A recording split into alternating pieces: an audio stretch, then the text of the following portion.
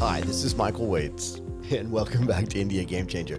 Today we are joined by Satvik Jagannath, a co-founder and the CEO of Vitra.ai.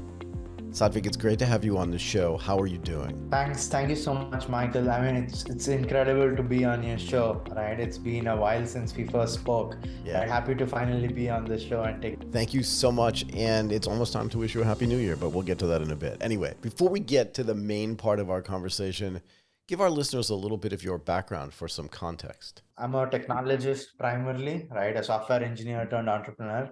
Right, I have 10 years of experience in the industry. I work with companies like Cisco, Avi Networks, VMware, etc.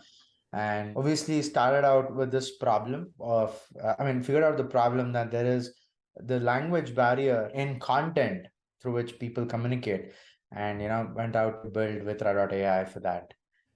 So this is interesting to me. Look, a lot of people don't know this. You're in India, obviously, right? And how many states are there in India? 31. Right? And in a way, a lot of people tell me that I talk to in India that like in those 31 states, it could be 31 different countries in a way, because it's like, if you go 100 or 200 miles away from where you are, it's different food, different culture, and potentially a different language. Is this a thing you think that helps both internally, do you know what I mean? And also externally, for sure, yeah?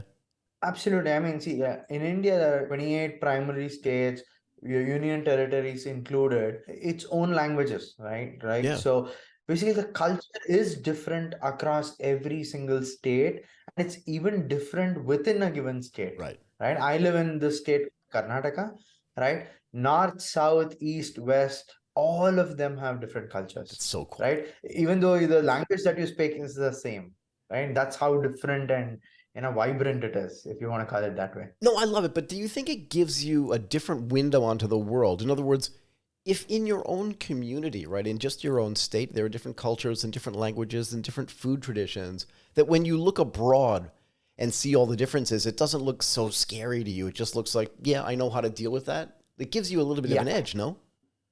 Absolutely. I mean, from that perspective, I very much agree with you on that. Yes. Some of these countries trying to bring in diversity, inclusion as a part of a learning. For us, it's fundamentally ingrained, right? From our childhood, right? So that's a big edge that we get. Absolutely. So at the beginning of this, you said, and then we noticed this problem. Besides the fact that it's in India itself, there is this global issue with content creation. And you and I could probably spend hours talking about how, I mean, look, I do this every day, right? Like how the building of media is changing and how the distribution of it means that you have to have the ability to have it in other languages, right? In other words, I speak English, I record in English, but I'd love to have everybody in Indonesia who speaks Bahasa be able to understand what I'm saying. And I can't do that on my own, right? True. True. Absolutely. Yeah. Absolutely. I agree with you on that. Are you familiar with this company called Viki? Because I can't get it out of my head, right? Viki was this company that was started somewhere in like 2012 or 13, but sold to Rakuten. And what Viki did was, it was founded by this Korean couple, Ji-won Moon and Chang Sang-ho, right? And they were living and studying in the United States, and they couldn't understand all the content that was there. So they basically built this crowdfunding thing, and then they were able to monetize it. But that was kind of the old way to do it. I wanted to lead that into what's happening now, right? Because that took time. So there were benefits to this too. It built this whole community of people that then supported the videos that were out there. But from a time perspective and an efficiency perspective, I really want to know what changed technologically to make this possible to do in a way that's useful. Do you know what I mean? Yeah, absolutely. I feel two great improvements that have happened over the decades is one is the compute, right?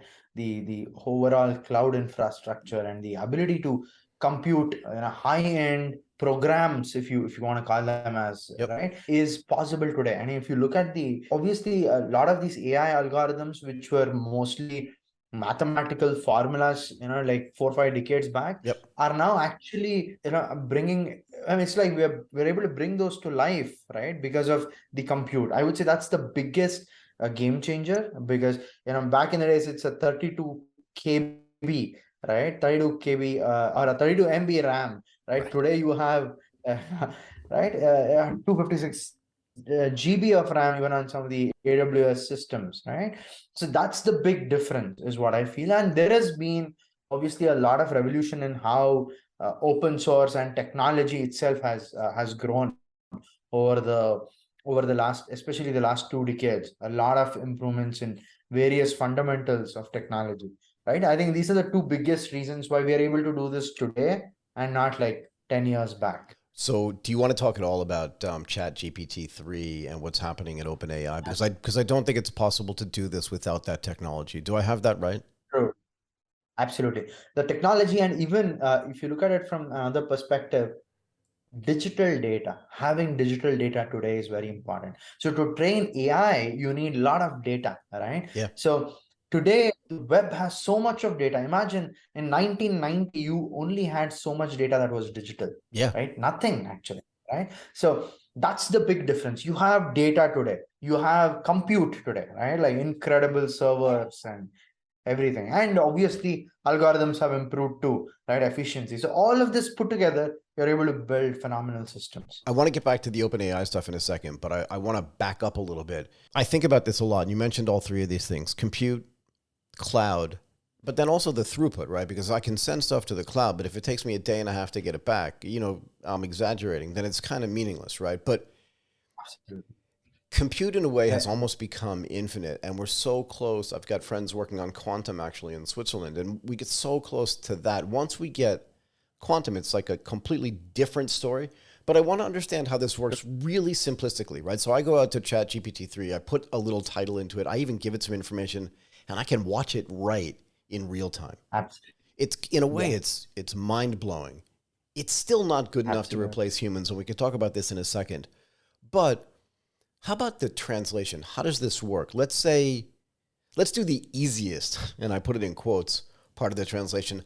I have like a 2 paragraph text, and I want to translate it from English into, I don't know, Japanese. And I say Japanese because I speak Japanese, so I could check it, essentially. Got it. But let's say I want to do that. What's the process? And where's it going? Like technologically, does it go out over my internet connection through to a cloud where all the compute happens and then it gets sent back to me? And like, what is that like? Yeah, absolutely. I mean, if you're talking about simple text, that's exactly what happens, right? Yep. You just type in a text, click on translate button. It goes to the cloud where a lot of these engines are running, right? We call this the context aware engine because the translation is contextual, right? So the processing happens and you get back the response in less than a second, right? That's the text translation. Let's talk about the next step, your podcast and video translation. Yep. And this is slightly more complex, or I would even say it's very complex when compared to a simple text, right? So in this case, a lot of processing happens across videos, across frames, contextual translation, voiceover translation. We try to retain the background music, right? A lot of things happen Yeah. in the backend, but you still get the response back in few seconds to a minute, right? That's how fast the processing happens, and the video itself is now dubbed, right, to another language. Wait, it's So dubbed though. yes, it does go through the internet to the cloud for processing, and you get the response back. But you said dubbed. So this is where, I mean, obviously the whole thing's really interesting to me. But let's say I do a video, right? And I'm a native English speaker, I like to think. And I like to think that I'm relatively easy to understand in my native language. And I Yeah, speak with a certain cadence, and some people like the voice as well. Then I have a guest on. Let's say it's somebody who's not a native English speaker. Let's say it's an Italian person speaking English. In the video, like if I want to get that translated into Portuguese, which is not a very commonly used language, sure, it's in Brazil, it's in Portugal, I get it. What happens and what voice gets dubbed in for me and then for the other guest? Do you know what I mean? How does that get chosen too? so unlike most other softwares which just have one or two male and one or two female voices, interestingly we have worked a lot on speech synthesis, right? So what this means is you have 20 plus voices for every language that you can choose from, right? So context is, and we support, interestingly, male, female, and very interestingly baby voices as well, right? Why? So Why baby voices? Why? I think you're just showing off now, right? No, a lot of our customers are enterprises, and think of ads, right? Yep. Advertisements and all of these videos, short clips that get into this are usually dubbed. And adding baby voice itself has given a huge edge for us versus anyone in the space, right? So, and yes, like I said, you have 20 voices to choose from, and we are working on this technology called cross language voice cloning. All right, which should be out in Feb March kind of a timeline in 2023, which is when you dub it, you're going to listen in your own I voice got it. in Yeah, every single. that's scary. Does this stuff scare you? Do you know what I mean? Yeah, it does, but it fascinates me more. So can I ask you this? Yeah, no, but this is really super interesting. So you've got a company, I believe it's in India also, called Unifor. And what Unifor does is it does voice analysis, right? Obviously video analysis too. And it also provides some call center services, a whole bunch of other things that are voice based, right? But it does a big analysis thinking, oh, Michael sounds excited now, or Michael Correct. sounds sad now, kind of thing, right? Yeah, Emotions. it can check your emotional height or whatever. Yeah, using their technology. But what does it say for your ability then to have somebody like use their technology to understand the mood that somebody's in and do all the voice analytics, but then produce output in another language for somebody who has all this technical knowledge but doesn't speak English, and yet I have a problem with my thing, my gadget or whatever. Like, can all these things get tied together? Do you know what I mean? Absolutely, absolutely. I mean, that is absolutely a part of our technology development pipeline. Next year, again, we're calling this as emotion transfer, right? So, emotion transfer is where, let's say, you're laughing, you're crying, you're sad. However, your emotions are in English, all of that would get translated or transferred to the other language as well seamlessly. It would be tied up, and that is the state of the art technology. Only when you bring emotions plus your voice plus translation, everything together, right? That is what that's our vision. We call it as experiential translation, Right. right? Because what you translate or dub is not just a voice. What you're dubbing is an experience, right? So Vitra.ai, we internally call this as our goal is to build experiential translation, not just dubbing.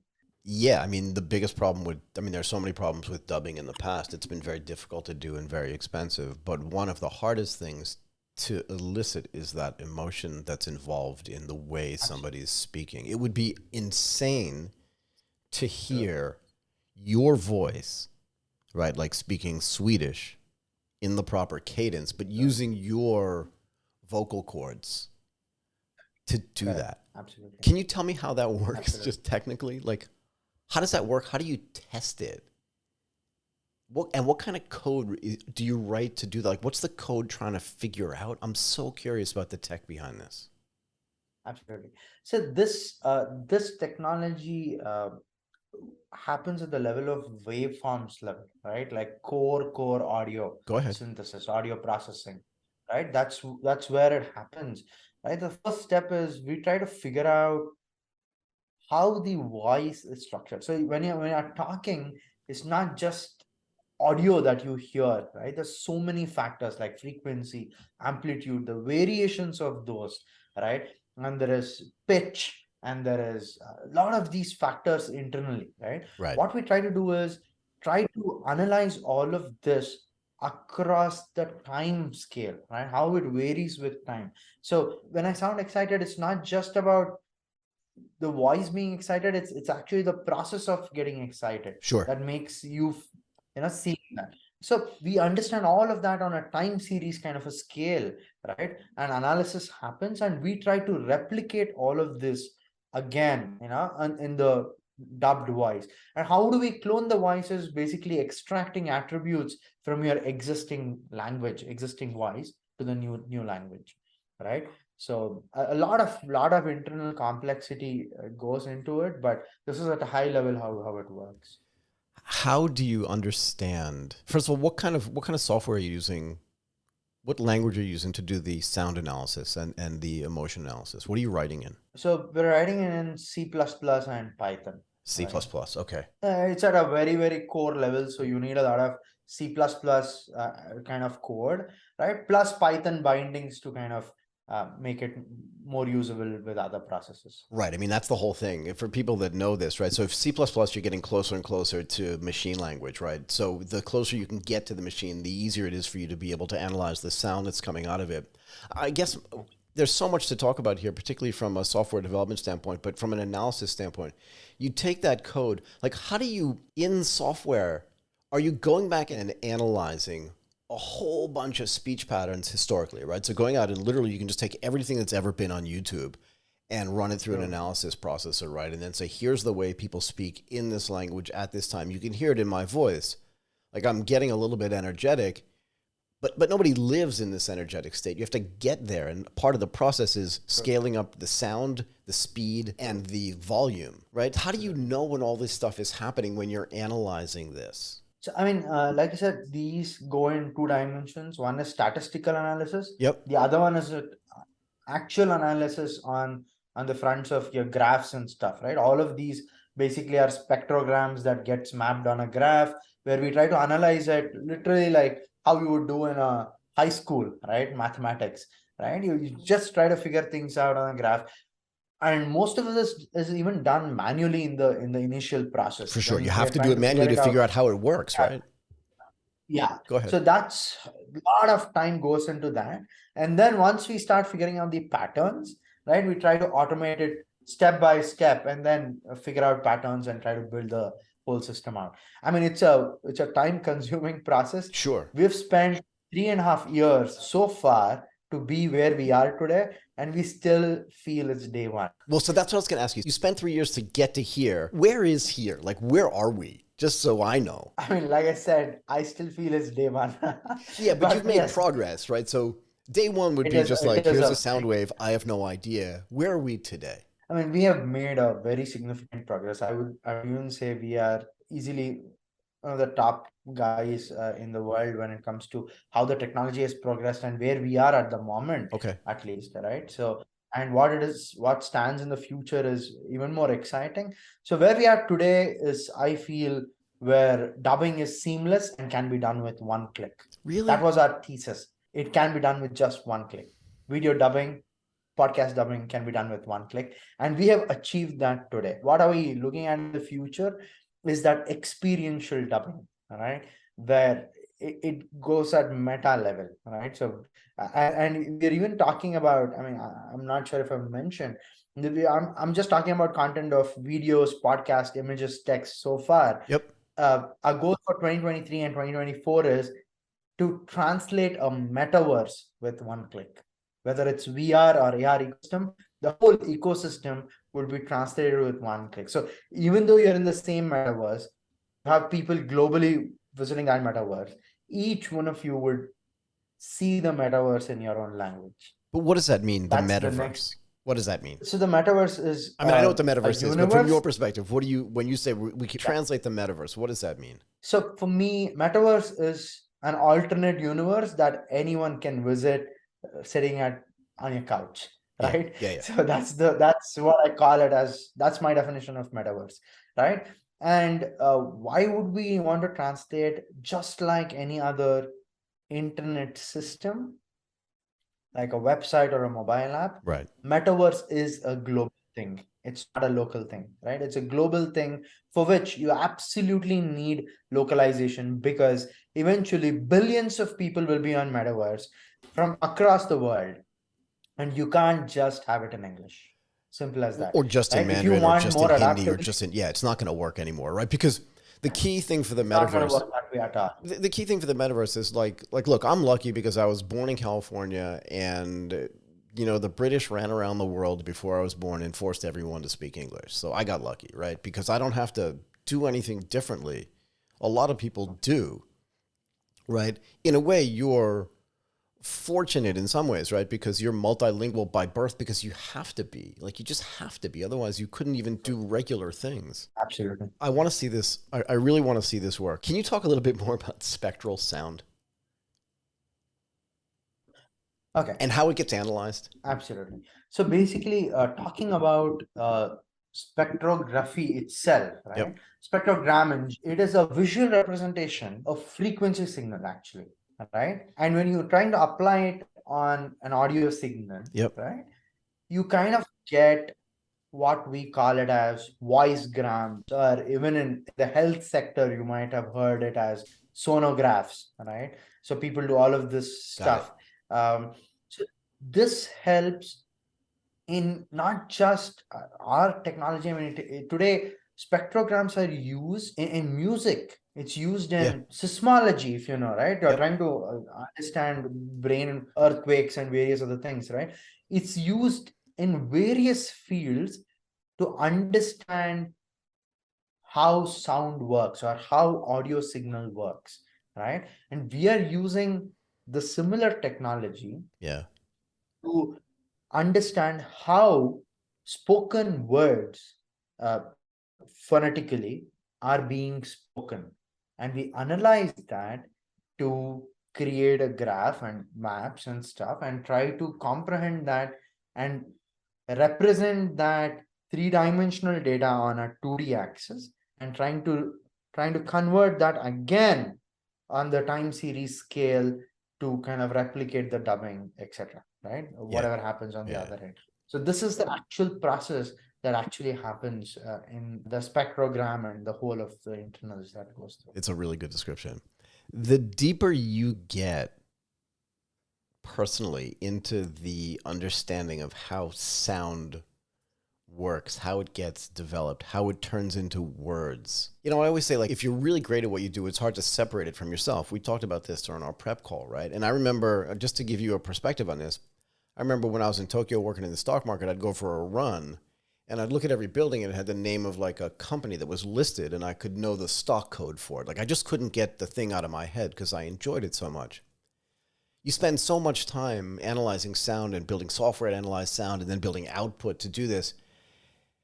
What is it like in your day-to-day life separate from like doing all this stuff when you're talking to your mom or listening to your, do you know what I mean? You're here, you know what I mean though, right? Like, do you feel like now you're constantly processing and trying to understand what's going on with that sound and what would this sound like, you know, if it were in Danish kind of thing? Do you experience that? Absolutely. I mean, I absolutely resonate with what you just said. The most interesting part is the whole concept of voice cloning that I just mentioned. How it actually struck me was one day I was actually talking to my mom and trying to do a mimicry, right? Trying to mimic one of the personalities, right?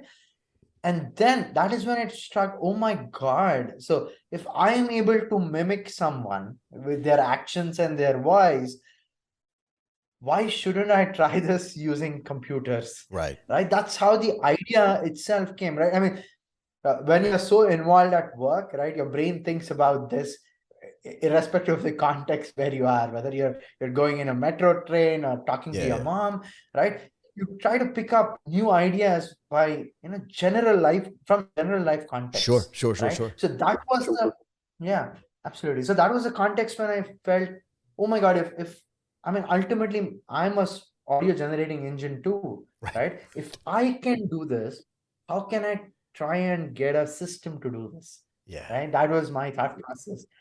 I mean, haven't you had And this yeah, thought before I had this happen recently and I cannot remember this guy's name, but there's this comedian who does these incredible impressions, like real sounding voices. And I just thought, if you can understand how to manipulate your own vocal true. cords and the air that comes in and the way you put your tongue and all the ways you speak, you should be able Absolutely. to sound like anybody else. And if you can do it, then the computer's got to be able to do it, right? Absolutely. Have you had, so you say you spend all this time, and I know the way this feels too, right? Just in your day-to-day life, you have these little moments where you're like, I have to work that in. This is fascinating. I hadn't thought about sound this way.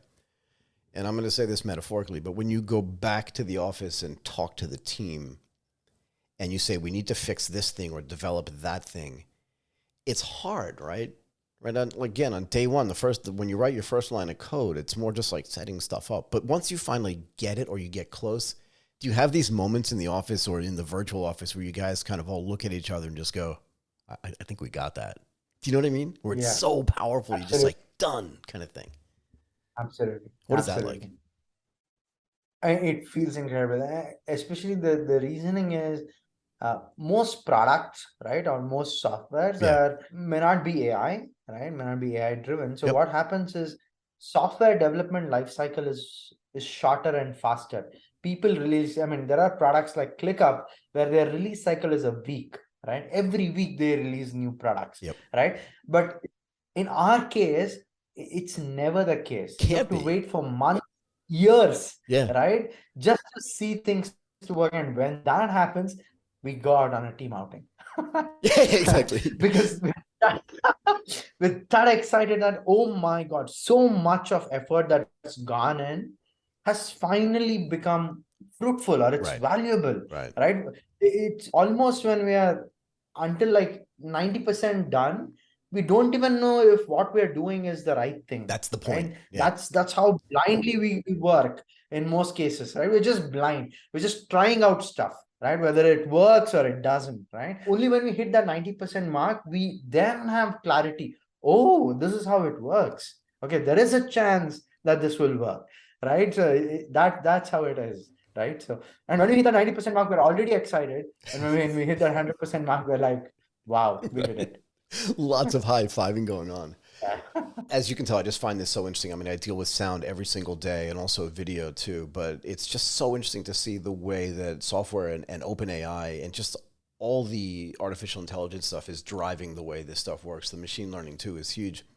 I was having a conversation yesterday with a friend of mine about this. And we can use Chat GPT-3 as an example, but I mean, even the voice stuff, I think, can answer this question or is relevant. If I don't write this code, right? So if I understand this correctly, you can go out and analyze all the stuff that's ever been written until today. And then you can categorize it, you can tag it, you can meta tag it, all this kind of stuff, right? And then you give it, you put all this processing power behind it and you say, okay, as everything new also gets written and we have access to it, add that into all the stuff that we know. So we know everything at some level. Absolutely. But is there some risk, right, that if we start using Chat GPT-3 or GPT-4 or GPT-5 as it gets super good, right? Because I look at it and it's kind of interesting. It's not there yet, for sure. And they know that. They're not saying that it is. If I understand what it does, it goes back and it takes everything that's been written up until today and then uses that as the basis for what it's writing today. So if from now on, all we do is use Chat GPT to write, then is there ever going to be anything new learned from the new writing since it's just based on everything we've already done? The answer to that obviously is that's not going to happen. But don't you think that it's going to mean that real writing is going to get way more valuable because so few people will do it? And do you think the same thing's true with voice and spoken stuff? I mean, that's exactly true. I mean, I was actually talking to a co-founder of mine. I mean, today, already content writing is a highly valuable thing, no Yeah. doubt, because quality content writing is very Yeah. valued today. Very. But it's going to be 100 times more valued in the next 5 years. I agree. Because there's going to be a lot of crap that's going to be auto-generated. So real human writing is only going to be more valued, Yeah. and it's not going to be diluted, right? So there was this panic in the content community that, oh my God, I might lose my job. But what I feel is you're going to be paid 100x more, Yeah. because If you're you just good. have to maintain your quality, right? Yeah. So that's what I believe. That's what I believe. Yeah. So what actually is going to be replaced is low quality content. I agree. Is going to be replaced by Chat GPT-3 content. That's it. I agree completely. Yeah, right? And I saw this happen. And actually, let me give you one of my favorite examples of this. You know, 100 and something years ago, I think, what are we, 2022? More, 100 and something years ago, you know, people, at least in the United States, were riding horses everywhere. True. Right? And when the car came along, people were like, oh, God, you know what I mean? Yeah, Everyone's absolutely. going to have a car. But you know what happened to horses? They became way more expensive to maintain, way more, and only wealthy people had them. And the same thing is going to happen, I think, when technology replaces anything. Because now I don't need a horse, but boy, do I want one really badly. Absolutely. Absolutely. I Yeah. agree with you. I mean, a great example. That's exactly what's going to happen with ChatGPT or any technology that comes, right? I mean, imagine now. I'll be very Go honest, ahead. right? Though it's my domain. Though now that we have AI based voice dubbing, Yep. right, which will serve the masses, the real voice dubbing will have even more value. I agree. I agree. The desire to listen to the real thing Real thing, yeah, is will going to go be up. so much higher. Yeah, In a way, it's like, do I want to go see the Mona Lisa at the Louvre in Paris? Or do I want to get a baseball cap that has the Louvre tattooed on the back of it, kind of thing? absolutely, absolutely. Anyway, And so especially with images happening yeah, too, right? If you've seen Stable Diffusion and all of those yep, image generation engines, right? I mean, there's again a panic in the artist community saying, "Oh my God, I'm going to lose my job. It's never going to happen." There's so much auto-generated, it's just crap. images Yeah, and pictures. You just crap, but people now want to see real painting, yeah, real art, yeah, right? The value is going to shoot up. If you're selling it for $100, it's going to be worth 10,000. yeah. I mean, look, the value of a Monet painting went up 100-fold when people Correct. started getting cameras because very few people painted anymore and nobody painted in that style. And people are like, I need that thing. And I want Van Gogh too because it's never going to happen again. So it's the same thing. True. So as we leave, you can see the fireworks in the background here. I just wanted to be a little bit festive today. What are we expecting in 2023 from you guys? What's going to be huge? Like I said, we are very focused on voice and dubbing today, Yep. right? And overall translation as an ecosystem, right? But we want to get into the creation and distribution too. So what that means is at Vitra, right? If you are a creator or want to be a creator, right from creation, translation, distribution, we would build the entire suite or the stack for you, all right? Where you get an end-to-end experience of content. So that's what we're trying to build in 2023. I mean, you can see the look on my face. I'm just thinking like, how can I use this? Anyway, we can talk about that under separate cover. Okay, I'm going to let you go. That was awesome. You have to come back. Satvik, Jagannath, a co-founder and the CEO at Vitra.ai. Thank you so much for doing that today. That was awesome. Thank you so much, Michael. Nice talking to you.